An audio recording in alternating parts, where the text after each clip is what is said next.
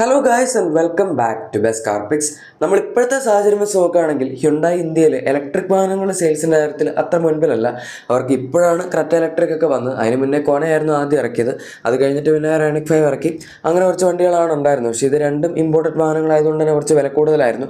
ഒരു mass market EV എന്നുള്ള രീതിയിൽ വന്ന വണ്ടിയാണ് ക്രെറ്റ EV. പക്ഷേ അതും അത്ര ഗംഭീരമായിട്ടുള്ള പെർഫോം ചെയ്യുന്നത് നമുക്ക് പറയാം. ആവറേജ് ആണ്. പക്ഷേ മഹീന്ദ്രയുടെ B6 ആയിക്കോട്ടെ, XUV9 ആയിക്കോട്ടെ, ഇവൻ ടാറ്റയുടെ ഹാരിയർ EV, പിന്നെ നമ്മുടെ MGയുടെ ഇഷ്ടംപോലെ വണ്ടികളുണ്ട്. വിൻസർ EV ഉണ്ട്, ZS EV ഉണ്ട്, കോമറ്റ് EV ഉണ്ട്. ഇതെല്ലാമായിട്ടുള്ള ഒരു കോമ്പറ്റീഷൻ നമ്മുടെ ഹ്യുണ്ടായിക്ക് അങ്ങനെ മര്യാദയ്ക്ക് ഇപ്പോൾ നടത്താൻ പറ്റുന്നില്ല. ഒന്നാമത്തെ കാര്യം, ക്രെറ്റ EV എന്ന് പറയുന്നത് ഒരു സ്കേറ്റ് ബോർഡ് EV ആർക്കിടെക്ചറിൽ വരുന്ന വണ്ടിയൊന്നും അല്ല. അവരുടെ എക്സിസ്റ്റിംഗ് വാഹനത്തിൻ്റെ തന്നെ പ്ലാറ്റ്ഫോം എടുത്തിട്ട് EV ആക്കിയിരിക്കുന്ന ഒരു വണ്ടിയാണ്.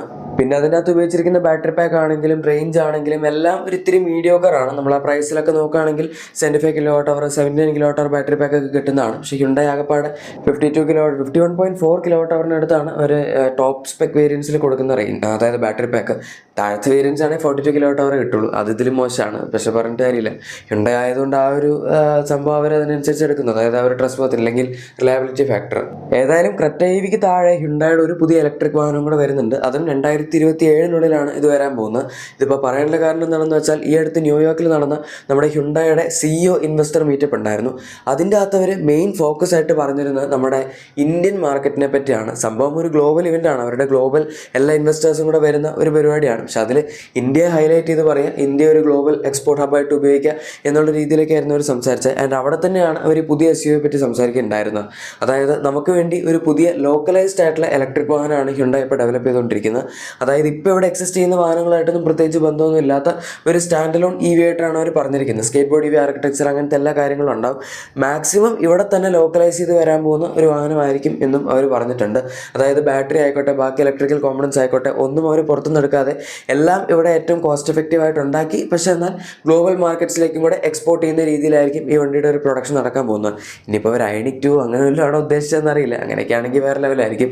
കാരണം ഐനിക് എന്ന് പറയുന്നത് ഹ്യുണ്ടായുടെ ഗ്ലോബൽ റേഞ്ചിലുള്ള ഇലക്ട്രിക് വാഹനങ്ങളുടെ ഒരു എപ്പിറ്റമി എന്ന് നമുക്ക് പറയാം. കാരണം ഐനിക് 5 ആയിക്കോട്ടെ, ഐനിക് 6 ആയിക്കോട്ടെ, എല്ലാ വണ്ടികളും അടിപൊളിയാണ്. ഐനിക് 9 വരുന്നുണ്ട്.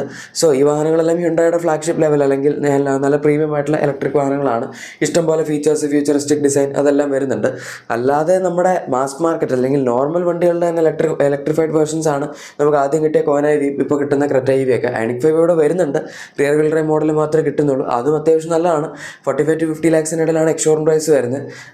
പക്ഷേ ഇമ്പോർട്ട് അല്ലെ CKD ആയിട്ടാണ് വരുന്നത്. കംപ്ലീറ്റ്ലി ലോക്ക്ഡൗൺ ആണ്. അതുകൊണ്ടാണ് അത്രയും പ്രൈസ് കൊടുക്കേണ്ടി വരുന്നത്. അല്ലെ 30 lakhs അടുത്തൊക്കെ സുഖമായിട്ട് കിട്ടുന്ന വണ്ടിയായിരുന്നു. ഇനി ഈ പുതിയ വണ്ടിയെ പറ്റി പറയുകയാണെങ്കിൽ ഇത് സബ് 4 മീറ്റർ ആയിരിക്കും എന്നവർ പറഞ്ഞിട്ടില്ല. പക്ഷേ ക്രെറ്റയേക്കാൾ സൈസ് കുറവായിരിക്കും എന്നുള്ള കാര്യം പറഞ്ഞിട്ടുണ്ട്. പിന്നെ മാസ് മാർക്കറ്റ് അപ്പീൽ ആയതുകൊണ്ട് ഇത്ര ലോക്കലൈസ് ചെയ്യുന്നുണ്ടല്ലോ, അതുകൊണ്ട് തന്നെ എന്തായാലും വിലയും കുറവായിരിക്കും.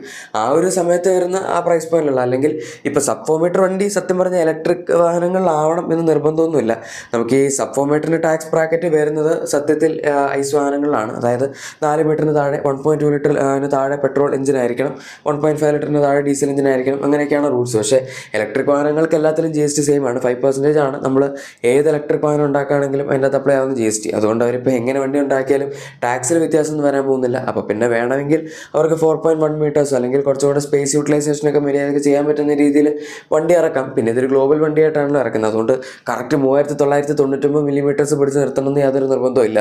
ഇനി ഇവരുടെ ഈ 2030 വരെയുള്ള പ്ലാൻ്റെ ബാക്കി പറയുകയാണെങ്കിൽ നമ്മുടെ ഹ്യുണ്ടായുടെ പൂനെയിലുള്ള ഫാക്ടറിയിലായിരിക്കും ഈ SUV അവർ പ്രൊഡ്യൂസ് ചെയ്യാൻ പോകുന്നത്. അതുമാത്രമല്ല 2030 2.5 ലക്ഷം വരെ ഇതിൻ്റെ ആനുവൽ പ്രൊഡക്ഷൻ കപ്പാസിറ്റി കുറച്ചുകൂടെ അവർ വർദ്ധിപ്പിക്കുന്നതിനെ പറ്റിയും ആലോചിക്കുന്നുണ്ട്. സോ ഇവരുടെ ടോട്ടൽ സെയിൽസ്, അതായത് വേൾഡ് വൈഡ് സെയിൽസ് 2030 ആകുമ്പോഴേക്കും 5.55 മില്യൺ ആണ് അവർ ടാർഗറ്റ് ചെയ്യുന്നത്.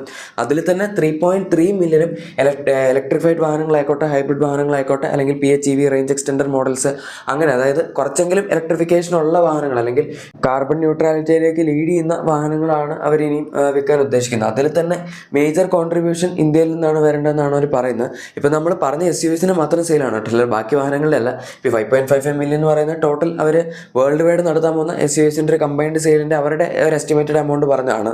പിന്നെ നമുക്ക് ഈ അടുത്ത് ഈ പുതിയ SUV-യുടെ ലോഞ്ച് ഡേറ്റും അറിയാൻ സാധിച്ചായിരുന്നു. ബാക്കി ഇപ്പം അവർ സ്റ്റാർട്ടിങ്ങിൽ പറഞ്ഞ സമയത്ത് 2030 മുന്നേ വരും എന്ന് മാത്രമേ പറഞ്ഞിട്ടുണ്ടായിരുന്നുള്ളൂ. പക്ഷേ ഇപ്പോൾ നമുക്ക് 2027 വരും എന്നാണ് ലേറ്റസ്റ്റ് ആയിട്ട് കിട്ടിയിരിക്കുന്ന റിപ്പോർട്ട്.